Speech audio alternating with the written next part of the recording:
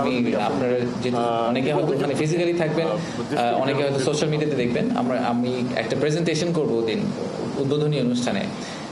যে ছবিটা আমি ওনাদেরকে দিতে চাই যে আজকে থেকে 10 বছর পরে যখন, এটা তো আমাদের ফার্স্ট, আমরা বাংলাদেশ ইনভেস্টমেন্ট সামিট 2025 যেটাকে বলছি, এরকম করে যদি 10th বাংলাদেশ ইনভেস্টমেন্ট সামিট 2035 হয়, 2035-এ বাংলাদেশ ইনভেস্টমেন্ট সামিটে বাংলাদেশের চেহারাটা কীরকম হবে আমি এখান থেকে শুরু করতে চাই। এবং 2035 সালে বাংলাদেশের যেই ছবিটা আমরা চাই, ইমাজিন করি যে ছবিটা হবে, সেই ছবিটা করতে হলে আমাদের আজকে থেকে কি করতে হবে এবং সেটার জন্য আমরা কি প্ল্যান করেছি, যে আমরা কি করব। আমরা যে ডিপ সি পোর্টের কথা বলছি, আমরা বে টার্মিনালের কথা বলছি, আমরা একটা রোড নেটওয়ার্কের কথা বলছি, এই সব জিনিসগুলো আমরা আসলে কিভাবে ওই প্ল্যানটাতে ফিট ইন করবো।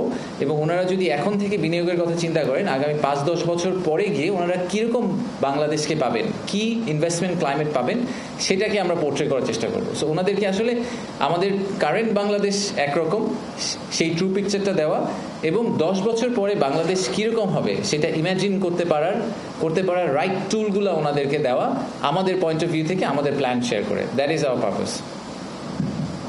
আমার নাম সাইমন, আমি দৈনিক কালের কণ্ঠে কাজ করি।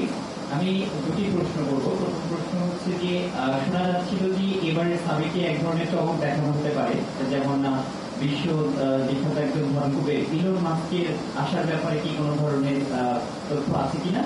আর স্টারলিং পরিষেবা যেটা জনগণের নাগরিকরা পৌঁছে দেওয়ার ব্যাপারে সরকার চেষ্টা করে যাচ্ছে, সেটি কি এই সামিটে উদ্বোধন করা হতে পারে কিনা? এবং সেক্ষেত্রে আরেকটি বিষয়, আমাদের নিরাপত্তা সংক্রান্ত ব্যাপার, যেমন পার্বত্য জায়গাগুলোতে এটি অনেক অসুবিধার কথা বলে থাকি, এই বিষয়ে আপনাদের বক্তব্য। আচ্ছা, একটা করে আসি।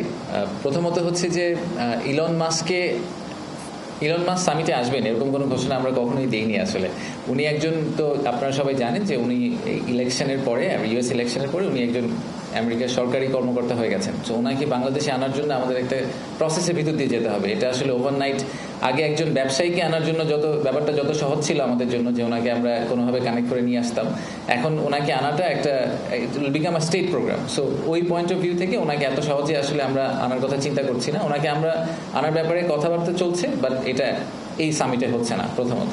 দ্বিতীয়ত হচ্ছে যে সামিটে আমরা কালকে 9 তারিখে আমরা স্টার্লিংয়ের ডেমো ডে বলছি। সো স্টার্লিং ডিভাইস দিয়ে আসলে পুরো সামিটটা রান করা হবে। ইন্টারকন্টিনেন্টালের স্টার্লিং সার্ভিস প্রোভাইড করবে, এবং সেটা আমরা আপনারা সোশ্যাল মিডিয়াতে লাইভ যে প্রোগ্রামগুলো দেখবেন সেটা স্টার্লিংকের থ্রুতে পাওয়ার করা হবে। তো সেটা যারা সামিটে যাবেন তারা আসলে পার্সোনাল ডিভাইসও স্টার্লিংকে কানেক্ট করে আপনারা ওখানে একটা এক্সপিরিয়েন্স করতে পারবেন।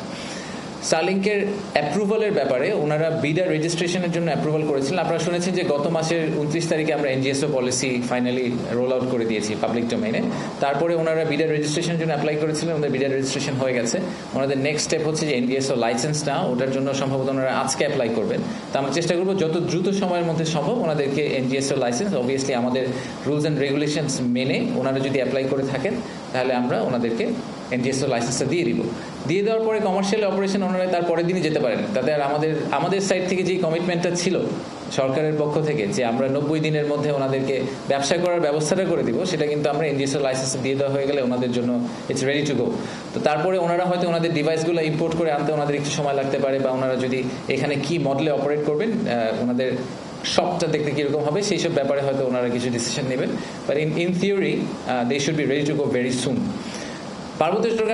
দর্শক, আমরা এতক্ষণ সরাসরি বিনিয়োগ সম্মেলন হতে যাচ্ছে প্রথমবারের মতো বাংলাদেশে, তার নানা বিষয় নিয়ে বিডার নির্বাহী পরিচালক কথা বলছিলেন গণমাধ্যম কর্মীদের সামনে, আমি সেখানে যুক্ত ছিলাম।